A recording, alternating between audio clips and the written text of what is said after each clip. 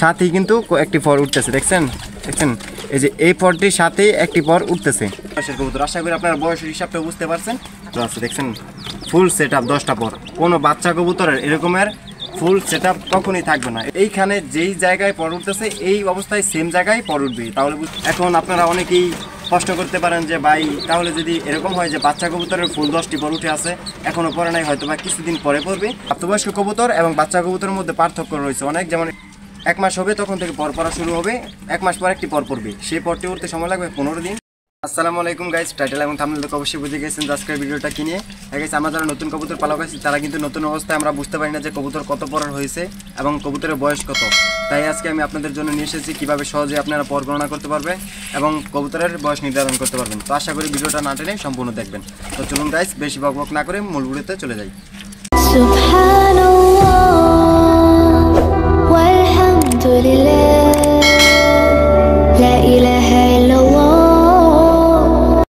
Main ভিডিওতে আপনাদের সকলকে স্বাগতম। তো চলুন আপনাদেরকে দেখাচ্ছি কিভাবে আপনি পর গণনা করতে পারবেন। তার আগে আমি একটি বাচ্চা কবুতর দিয়ে দেখাচ্ছি কিভাবে একটি পর গণনা করতে পারবেন। দেখুন গাইস আমার হাতে আছে একটি চিলা বাচ্চা মাদি।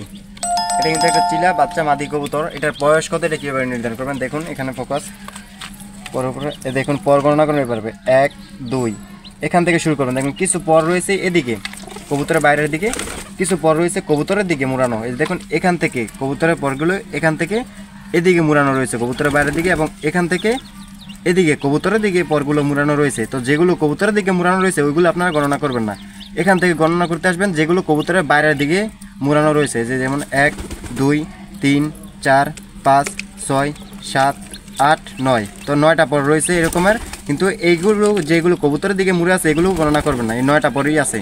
তখন দেখবেন যে এখানে ফুদিয়ে দেখবেন যে কোথায় একটি পর রয়েছে, কারণ এই দিকে সবসময় 10টি পর থাকবে, একটি পর কমও থাকবে না, একটি পর কম বেশিও থাকবে না, সবসময় এদিকে 10টি পর থাকবেন। তো দেখবেন ফুদিয়ে এ দেখুন গাইস সাথেই কিন্তু একটি পর উঠতেছে, দেখছেন দেখছেন এই যে এই পরটির সাথেই একটি পর উঠতেছে। তো এটা আলাদা কীভাবে বুঝবেন যে এটা একটি কত পরে কবুতর, তখন আপনি পিছন দিক দিয়ে গোনা শুরু করবেন। এই যে এই সাইড দিয়ে থেকে গোনা শুরু করবেন। দেখেন এই যে এই সাইড থেকে যদি গোনান তাহলে এই যে এক পরের পরেই কিন্তু এই যে পরটা উঠতেছে। তার মানে এটা যেহেতু এক পর পরে শেষ হয়েছে তার মানে এটি এক পরের কবুতর। তাহলে আপনি বুঝে নেবেন যে কবুতরের পরে এক। আবার যদি এটা যদি এইখানে থাকতো তাহলে গুনতেন 1 2 3 4 5, পরে যদি 6 নাম্বার পরটা উঠতে হয় তাহলে এটা 6 পরে কবুতর। প্রাপ্তবয়স্ক কবুতর এবং বাচ্চা কবুতরের মধ্যে পার্থক্য রয়েছে অনেক। যেমন এটা একটা বাচ্চা কবুতর, এটা কীভাবে বুঝেছি আগে দেখিয়ে নিই, তারপর আপনার কীভাবে প্রাপ্তবয়স্ক কবুতর বুঝবেন এটা আপনাদের বুঝিয়ে দিচ্ছি। দেখুন এই যে এটা যে একটা বাচ্চা কবুতর, এটার দিকে লক্ষ্য করুন। এই যে এই দিক দিয়ে একটা পরের পরে দ্বিতীয় পরটা উঠতেছে, দেখছেন দ্বিতীয় পরটা কিন্তু উঠতেছে। তো এই দিক দিয়েও দেখবেন যে সেম অবস্থা আছে কিনা, এই দিক দিয়ে পাখাও দেখবেন যে ফু দিলে এই যে সেম অবস্থা দেখেছেন। এদিক দিয়েও ঠিক একটা পর উঠছে, তারপরে এই যে একটা পর উঠতেছে। কখনোই আপনার বাচ্চা কবুতর যেগুলো আছে বাচ্চা কবুতর ওইগুলোতে কখনোই আপনার দুই দিক দিয়ে মানে এই সাইডে এক পর আছে এই সাইডে সব পর উঠে আছে এরকম হবে না। এইখানে যেই জায়গায় পর উঠতেছে এই অবস্থায় সেম জায়গায় পর উঠবে। তাহলে বুঝে নেবেন যে এটা বাচ্চা কবুতর এবং যত পরে আছে তত পরের কবুতর। এবং একটি প্রাপ্তবয়স্ক কবুতর যে এটা কীভাবে বুঝবেন আপনাদের প্রাপ্তবয়স্ক কবুতর দিয়ে বুঝাচ্ছি।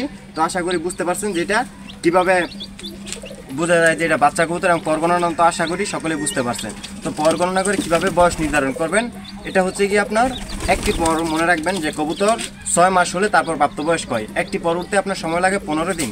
15 দিন পরে একটি পর উঠে থাকে। যখন আপনার কবুতরের 1 মাস হবে তখন থেকে পর পড়া শুরু হবে, 1 মাস পর একটি পর পড়বে, সেই পরটি উঠতে সময় লাগবে 15 দিন।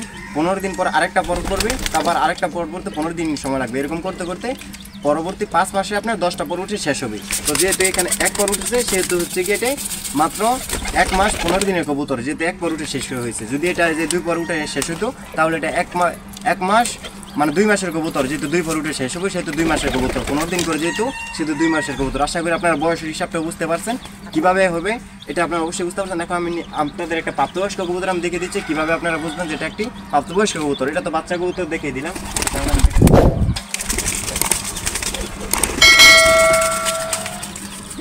দেখতে পাচ্ছেন এটা হচ্ছে গিয়া আমার বাসার একটি গোল্লা মাদি কবুতর এবং এটি একটি প্রাপ্তবয়স্ক কবুতর।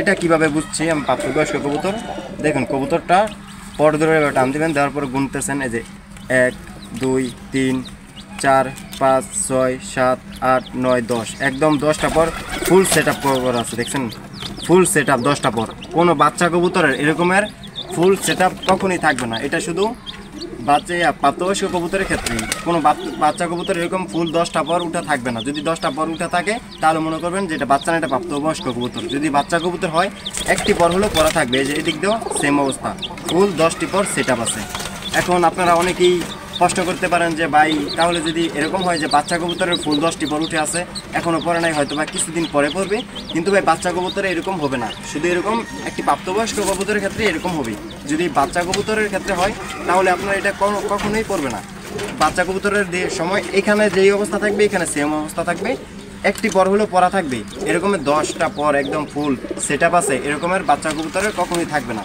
তো এই লক্ষণটা দেখলে আপনি বুঝতে পারবেন যে এটা একটি প্রাপ্তবয়স্ক কবুতর এবং 10 পরের হলে অবশ্যই বুঝবেন যে এটি 6 মাস হয়েছে কবুতর তাই এটি 10 পর হয়েছে তো আশা করি আপনারা বুঝতে পারছেন তো আজকের ভিডিওটা আপনার এই পর্যন্তই আজকের সময়েরও আমি আরও কবুতর দেখাতে পারলাম না যদি আরও কিছু সময় নিয়ে ভিডিওটা করতাম তাহলে হয়তো বা দেখাতে পারতাম তো যারা ভিডিওটা দেখেছেন অবশ্যই ভিডিওটা ভালো লাগলে একটি লাইক একটি কমেন্ট এবং শেয়ার এবং চ্যানেলটি সাবস্ক্রাইব করে দিবেন।